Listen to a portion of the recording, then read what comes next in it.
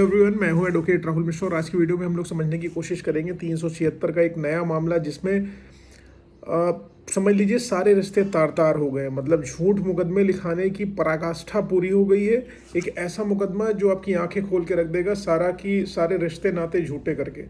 ठीक है, video detail में स्टार्ट करूं उससे पहले मेरी आपसे रिक्वेस्ट है कि अगर आप लोग चैनल पर नए हैं, पहली बार आ रहे हैं या अभी तक आप लोगों ने इसे सब्सक्राइब नहीं किया तो प्लीज़ सब्सक्राइब करिएगा। साथ ही साथ एक हम्बल रिक्वेस्ट और है, अगर आप मुझसे पर्सनली मिलना चाहते हैं लखनऊ, दिल्ली, इलाहाबाद में, तो आप अपनी अपॉइंटमेंट शेड्यूल कराकर नो डाउट मुझसे मिल सकते हैं। नंबर आपको डिस्क्रिप्शन में मिल जाने वाला है। देखिए दोस्तों, 376 और पॉक्सो का मुकदमा ऐसा मुकदमा होता है जिसमें इंसान की गिरफ्तारी तुरंत हो जाती है, उसकी लाइफ खत्म हो जाती है, कैरियर चौपट हो जाता है, मीडिया ट्रायल स्टार्ट हो जाता है। ये सब बातें मैं आपको पहले ही बता चुका हूँ, क्योंकि मीडिया जो होता है 376 के मामले में या पॉक्सो के मामले में उसको जहाँ पर मसाला मिलता है वो उसी साइड चली जाती है। तो इसमें मीडिया केवल एक साइड दिखती है। लड़के को स्वघोषित अपराधी वो लोग बना देते हैं, उसको आरोपी बना देते हैं, उसके ऊपर जो है मीडिया ट्रायल कर देते हैं, दुनिया भर की फर्जी रिपोर्टें चला देते हैं, उसका address proof, identity proof, ID card, सब कुछ वो लोग पब्लिक कर देते हैं। लेकिन जिसने फॉल्स केस लिखाए है उसको सिर्फ पीड़िता कहा जाता है। मैटर यहाँ पर एक हमारे क्लाइंट हैं, उनका मैटर है, वो बेचारे एक हमारे यूपी के एक ज़िले के रहने वाले हैं। उनकी गवर्नमेंट जॉब लगने की पूरी संभावना होती है। वो मेडिकल देने गए हुए होते हैं और एसएससी का, ठीक है, मेडिकल देकर आते हैं, बस उनकी गिरफ्तारी हो जाती है। अब आप पूछोगे यार मेडिकल देकर आया उसकी गिरफ्तारी कैसे हो गई? तो यहाँ पर मैं बता दूँ, यहाँ पर पूरा का पूरा खेल सगे संबंधियों द्वारा रचा गया, उनकी अपने खुद की मामा और मौसी द्वारा रचा गया।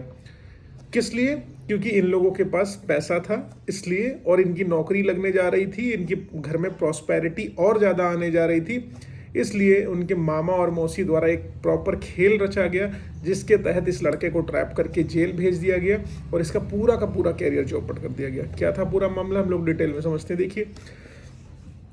देखिए एक लड़का होता है, एक लड़का है, उसका फैमिली काफ़ी प्रॉस्परस है। उन लोगों ने कुछ खेत वगैरह मुआवजा पाया, उसमें बेचा था, मुआवजा पाया, उनके पास अच्छा खासा पैसे का कलेक्शन हो गया और इनके मामा मौसी उनसे पैसे की डिमांड करने लगे कि दे दो, हम कुछ अपना काम करके एक सर्टेन टाइम पीरियड बाद तुमको पैसे हम वापस कर देंगे। लेकिन इस लड़के द्वारा पैसे दिए नहीं गए और उसकी मदर द्वारा, मतलब सगी बहन, जो मामा की और मौसी की सगी बहन, उनके द्वारा पैसे देने से डिनाई कर दिया गया। पैसे देने से डिनाई कर दिया गया तो इस कंडीशन में उन दोनों की आपस में कहा सुनी हो गई और बात जो है तूतू मैमे तक पहुंच गई। तूतू मैमे के बाद मैटर क्या होता है कि लड़का का जो है मेडिकल लगा रहता है, एसएससी सीजीएल का उसका मेडिकल लगा रहता है। वो मेडिकल देने जाता है, एक शहर में मेडिकल देने जाता है। मेडिकल देने के जस्ट बाद वो आता है, उसको पुलिस गिरफ्तार कर लेती है। क्यों गिरफ्तार कर लेती है? क्योंकि मौसी जी और मामा जी द्वारा षड्यंत्र रचा गया ये कि इनके द्वारा सेक्सुअल रिलेशनशिप मौसी जी की बेटी से लगातार स्थापित किए जा रहे थे, जो कि नाबालिग है, और उसका ये यौन शोषण कर रहे थे। मतलब इतना घृणित सगा भांजा, ठीक है, सगी बहन का बेटा, सगी बहन वो स्वयं, उसमें आरोप लगा दिया गया कि इन्होंने उसकी बेटी के साथ सेक्सुअल रिलेशनशिप स्टैब्लिश करा। और एफआईआर का कंटेंट आप पढ़ोगे तो यू विल गेट शॉक्ड, शादी का झांसा देते हुए। क्योंकि हिंदू कल्चर में तो सापिंड में मैरिज सोलमनाइज नहीं हो सकती, आपस में शादी नहीं हो सकती, जिनको आप पिंडा देते हैं, ठीक है। तो हमारे यहाँ तो मैरिज प्रोहिबिटेड है, क्योंकि कुछ कंडीशंस बताई गई, कुछ रिश्ते बताए गए हैं जिनको प्रोहिबिटेड कंडीशन में रखा गया, जहाँ पर हिंदुओं की शादी नहीं हो सकती है। लेकिन उन्होंने ऐसा एप्लीकेशन लिखवाया कि शादी का झांसा देते हुए लगातार यौन शोषण करता रहा पिछले 5 सालों से, और अब शादी करने से मना कर रहा है। आप प्रैक्टिकली सोचो, क्या यार ये एफआईआर कहीं एग्जिस्ट करनी चाहिए, कहीं पर ये स्टैंड होनी चाहिए।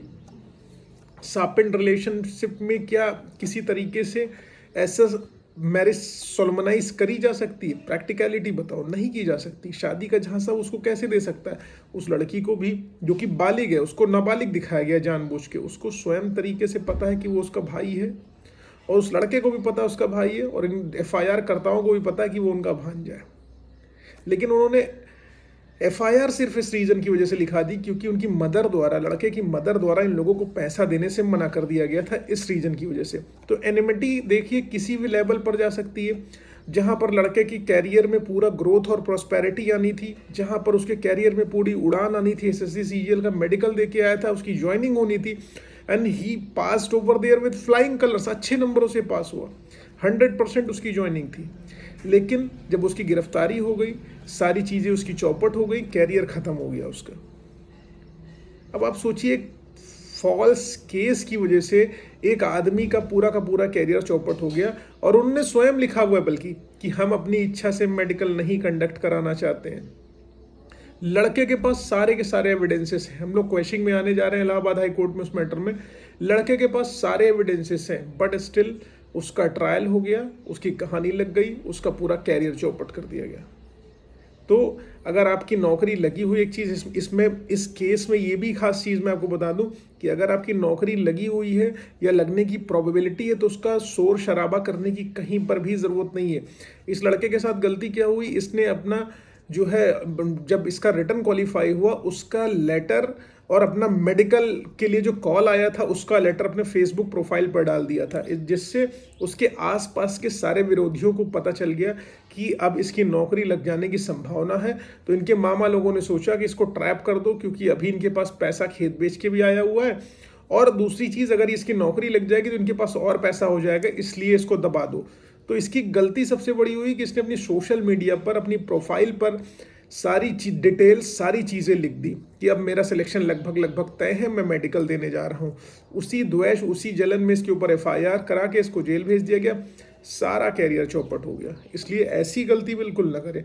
हाँ, फॉल्स FIR होने की दशा में आप कब कहाँ पर थे, ये सारी चीज़ डिटेल्स बताएं। इस लड़के के पास एविडेंस है, जिस दिन की घटना कारित होना बताया है उन्होंने, उस दिन वो इलाहाबाद में लाइब्रेरी में था, अपने पढ़ाई कर रहा था। इलाहाबाद में उस समय बाढ़ भी आई हुई थी, वहाँ पर था। एंड दूसरी चीज़ ये हो गई कि उस सेट लोकेशन पे कभी रहा ही नहीं जिस लोकेशन पर रहना बताया गया था, या कोई ऐसा कृत्य इसका कारित होना बताया ही नहीं गया था। टेलीफोनिक कन्वर्सेशन का कोई एविडेंस नहीं है। अब हम लोग कोर्ट जा रहे हैं, कोर्ट से रिक्वेस्ट करेंगे कि प्रैक्टिकली ये पॉसिबल नहीं है, ये कंप्लीटली फिक्सिशियस तरीके से लिखाया गया है। अब देखते हैं कोर्ट क्या इस पर निर्णय लेती है। उम्मीद है इस जानकारी से कहीं न कहीं आपको कुछ बल मिलेगा, और समाज में हो रहे घृणित अपराधों के प्रति आप अलर्ट हो जाएंगे। कोई अपना नहीं है, अलर्ट रहो, अपने आप को सेफ रखो। उम्मीद है आप लोग प्रसन्न होंगे, खुश होंगे। ऐसा कुछ है तो प्लीज़ वीडियो को लाइक शेयर सब्सक्राइब करना। फेसबुक, इंस्टाग्राम, ट्विटर पर अभी तक आप लोगों ने मुझे फॉलो नहीं किया तो वहाँ फॉलो करिएगा, लिंक आपको डिस्क्रिप्शन में मिलने वाला है। Thank you so much. जय हिंद।